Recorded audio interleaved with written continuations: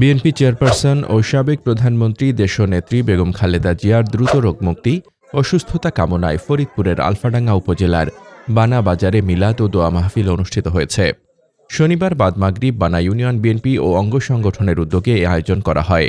মাহফিলে উপস্থিত ছিলেন পৌর বিএনপি সাংগঠনিক সম্পাদক ইসরাফিল মোল্লা, বিশিষ্ট ব্যবসায়ী ও সমাজসেবক মোহাম্মদ সিরাজুল ইসলাম, উপজেলা বিএনপির সিনিয়র সহসভাপতি মামুনুর রহমান, ত্রাণ ও দুর্যোগ ব্যবস্থাপনা বিষয়ক সম্পাদক লিয়াকত বিশ্বাস, বানা ইউনিয়ন ৯ নং ওয়ার্ড সভাপতি মহিউদ্দিন মোল্লা, উপজেলা স্বেচ্ছাসেবক দলের সদস্য সচিব আমির হোসেন, উপজেলা যুব দলের সিনিয়র যুগ্ম আহ্বায়ক লিটন মোল্লা, বানা ইউনিয়ন যুব দলের সভাপতি খোকন মোল্লা, বুড়াইচ ইউনিয়ন বিএনপি সাবেক সভাপতি বজলুর রহমান এবং বানা ইউনিয়ন কৃষক দলের স্থগিত কমিটির সভাপতি মোহাম্মদ মিজানুর রহমান মিজান।